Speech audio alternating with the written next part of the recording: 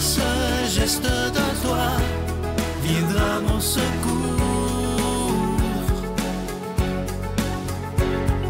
Viens semer dans mon âme le grain de l'amour. Je traverse un désert et je meurs de soif. Montre-moi le mystère qui garde la foi. Bonjour, bon jeudi 8 septembre. J'espère que vous allez bien à la maison. Bienvenue à votre émission La Victoire de l'amour. On rejoint tout de suite pour sa chronique Simon Lessard et à l'homélie, ce sera le père Michel Marie de Paris.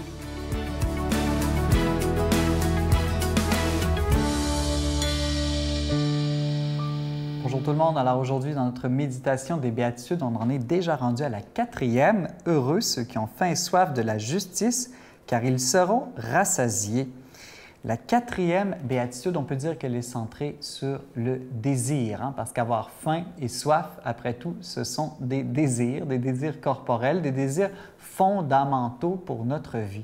Alors, la première chose que Jésus nous dit dans cette béatitude, c'est qu'avoir faim et soif de la justice, c'est quelque chose d'absolument essentiel, fondamental aussi pour notre vie, comme la faim, la soif de nourriture et de boisson.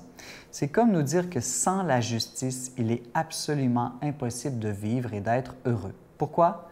Eh bien, encore et toujours, parce que notre bonheur, il est lié aux autres. On ne peut être heureux toute seule. On doit être heureux ensemble, avec Dieu et les autres. Le bonheur est quelque chose qui se vit dans la communion d'amour. Et sans justice, eh bien, il n'y a aucune communauté d'amour qui est possible. On le voit bien, ça devient le chaos, ça devient la violence. On a absolument besoin de la justice qui est comme la base, on pourrait dire, le b.a.-ba de la vie en communauté et donc aussi de notre bonheur. La justice, vous savez, ne consiste pas seulement à appliquer des lois. Bien sûr, il faut appliquer des lois, mais elle va beaucoup plus loin que la loi. Parce que la justice, elle nous demande de rendre à chacun ce qui lui est dû. Et ce qui nous est dû, c'est beaucoup plus que de l'argent. Car pour être heureux, on a besoin avant tout d'amour et de vérité. Donc, c'est de rendre à chacun aussi l'amour et la vérité qui lui est dû. Voilà ce qui construit vraiment des communautés heureuses, le fait de toujours s'aimer, de toujours dire la vérité. Voilà la première des justices. La vraie justice ne consiste pas seulement à ne pas commettre d'injustice, à ne pas faire le mal. Elle nous appelle à faire le bien aussi, parce que le bien est dû à chacun. Et on est tous gagnants, parce qu'évidemment, si je rends à chacun le bien, ça veut dire que l'autre aussi, dans la justice, me rend le bien. Voilà, la justice, on peut dire que c'est la base de l'amour. Évidemment, l'amour va beaucoup plus loin que la justice. Mais quand on aime quelqu'un, la première chose, évidemment, c'est d'être juste avec cette personne-là. Et ensuite, on peut être appelé à aller plus loin dans la générosité, dans la gratuité et même dans la miséricorde, mais cela ne peut jamais se faire sans d'abord la justice et jamais de manière contraire à la justice. Celui qui lutte contre les injustices, eh bien, c'est très bien, il vit cette béatitude, mais encore faut-il qu'il lutte contre les injustices en n'oubliant pas qu'il est aussi appelé dans la béatitude précédente à être un doux. Donc, il faut lutter contre les injustices avec douceur, c'est-à-dire sans violence, sans mauvais esprit de révolution, sans vouloir détruire. Il faut vraiment avoir cette douceur évangélique lorsque l'on veut combattre les injustices. Et voilà, n'oublions pas aussi qu'il faut d'abord être juste avec Dieu, rendre à Dieu ce qui revient à Dieu. Or, tout vient de Dieu. Il nous faut donc tout rendre à Dieu. Voilà probablement le grand secret du bonheur de cette béatitude, de donner toute notre vie à Dieu. Voilà ce qui fait de nous des justes et voilà ce qui fait de nous aussi des bienheureux. Notre Père qui es aux cieux, que ton nom soit sanctifié, que ton règne vienne, que ta volonté soit faite sur la terre comme au ciel. Donne-nous aujourd'hui notre pain de ce jour. Pardonne-nous nos offenses, comme nous pardonnons aussi à ceux qui nous ont offensés. Et ne nous laisse pas entrer en tentation, mais délivre-nous du mal, car c'est à toi qu'appartiennent le règne, la puissance et la gloire pour les siècles des siècles. Amen. Je continuerai à croire, même si tout le monde perd espoir. Je continuerai à aimer, même si les autres parlent de haine. Je continuerai à construire, même si les autres détruisent. Je continuerai à parler de paix, même au milieu d'une guerre. Je dessinerai des sourires sur des visages en larmes et je tendrai les bras à ceux qui se sentent épuisés. Oui, je continuerai à croire. Encore une fois, je suis tellement content de vous parler de ce magnifique cadeau du mois de septembre. Il s'agit d'une exclusivité de la Victoire de l'amour. On l'a fait dessiner, imaginez. C'est en acier inoxydable, c'est en relief, c'est vraiment de toute beauté, c'est vraiment gravé. Alors, c'est un pendentif de ce grand saint, Saint Padre Pio, et c'est inscrit en bas « Priez pour nous ». Et de l'autre côté, étant donné que Padre Pio avait une très, très grande dévotion à Saint Michel-Archange, de l'autre côté, c'est inscrit « Saint Michel, protégez-nous ». Et ce pendentif, c'est le symbole d'une protection suprême. Évidemment, il faut le porter avec confiance, avec foi, mais vous savez que Saint Michel Archange est réputé pour protéger contre le mal, contre tout ce qui est mauvais dans la vie. Alors demandons à Saint Michel de nous protéger et à Padre Pio, Saint Padre Pio, de prier pour nous. Je vous donne l'adresse. Vous la recevrez avec un don de 25 et si vous en voulez deux, avec un don de 40 La Victoire de l'amour, case postale 120, succursale Boucherville à Boucherville, le J4B 5E6, je vous la redonne. La Victoire de l'amour, case postale 120,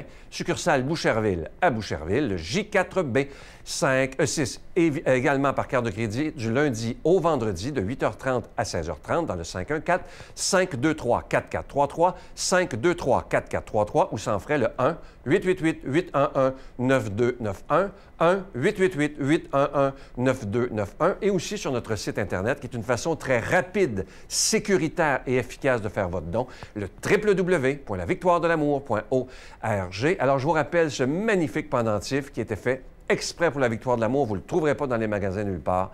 Le beau pendentif de Saint Padre Pio et de Saint Michel Archange. Merci de tout cœur.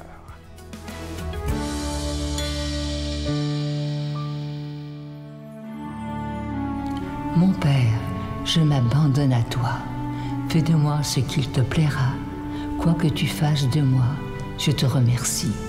Je suis prête à tout, j'accepte tout, pourvu que ta volonté se fasse en moi, en toutes les créatures. Je ne désire rien d'autre, mon Dieu. Je remets mon âme entre tes mains. Je te la donne, mon Dieu, avec tout l'amour de mon cœur, parce que je t'aime. Et que ce m'est un besoin d'amour de me donner, de me remettre entre tes mains, sans mesure, avec une infinie confiance, car tu es mon Père.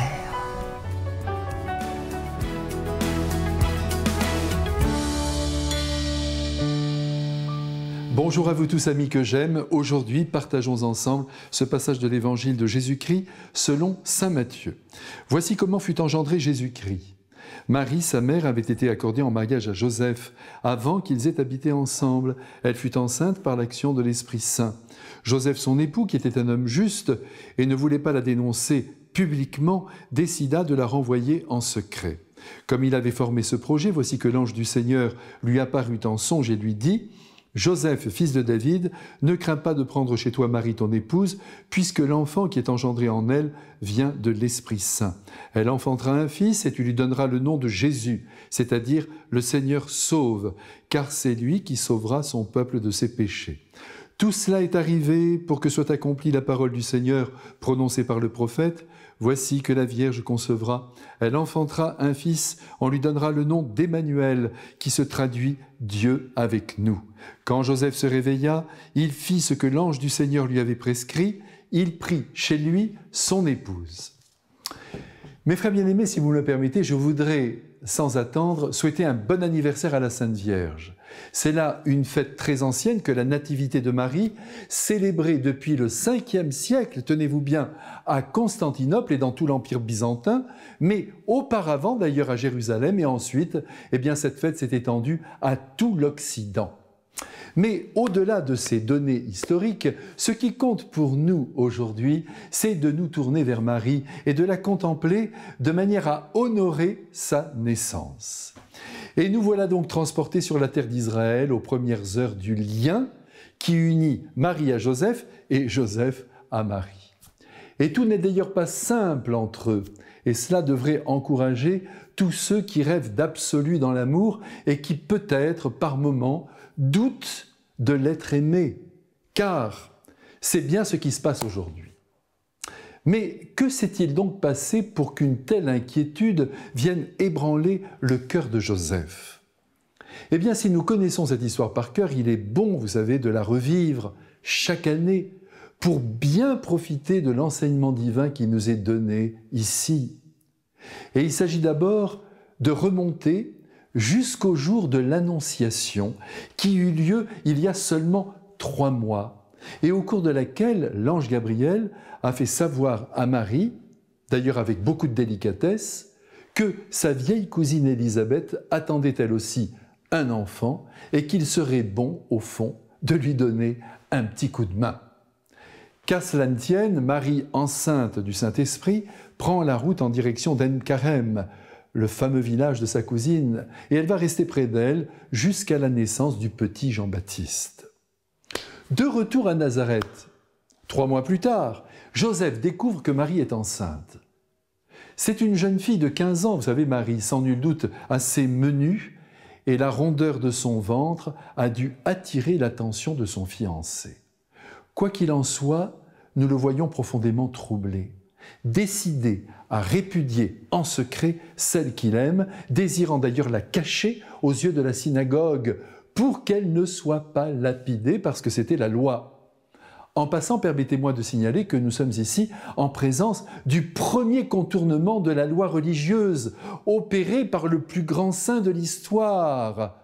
Et ce fait nous éclaire sur la liberté que Dieu nous accorde pour appliquer ou ne pas appliquer la loi, même si elle est religieuse, si nous le jugeons nécessaire, parce qu'un plus grand bien est en jeu. Joseph décide donc de renvoyer sa fiancée en secret pour lui sauver la vie. Certains pères de l'Église ont pensé que Joseph ne pouvait pas imaginer que Marie l'ait trompé. Il se retrouvait donc face à un mystère qui le dépassait et dont il n'avait pas la clé. C'est possible. En tout cas, il décide de se séparer d'elle. Heureusement que les anges existent et que dans la nuit, au milieu de ses pleurs, la réponse lui fit donner « Cet enfant vient de l'Esprit Saint, prends Marie chez toi et adopte cet enfant comme si c'était le tien. » Ce qu'il fera dès le lever du jour. Remarquons aussi que Marie n'a pas cherché à expliquer à Joseph le secret qui habitait son être. Elle est restée silencieuse.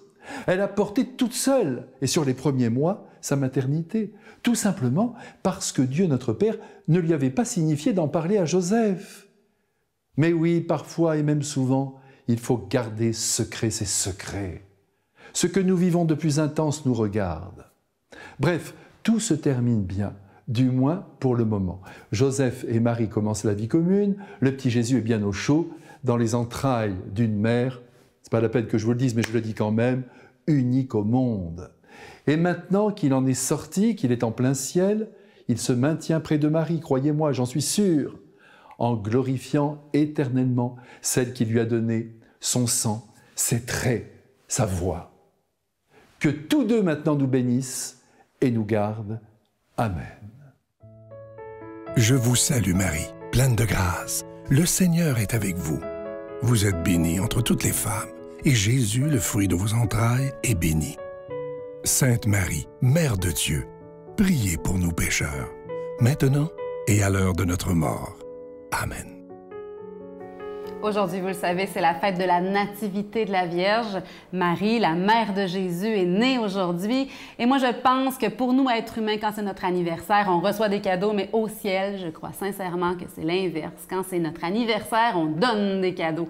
Hein, Sainte Thérèse de Lisieux a dit « Je passerai mon ciel à faire du bien sur la terre ». La Vierge Marie n'en a pas dit moins. C'est certain qu'elle aussi veut nous faire une panoplie de cadeaux aujourd'hui. Demandons-lui de les reconnaître, de les accueillir, de les voir aujourd'hui, parce que c'est certain qu'en bonne maman, en bonne mère, la Vierge Marie veut nous couvrir de cadeaux dont on a vraiment besoin, des cadeaux peut-être invisibles pour les yeux, mais très visibles pour notre vie intérieure.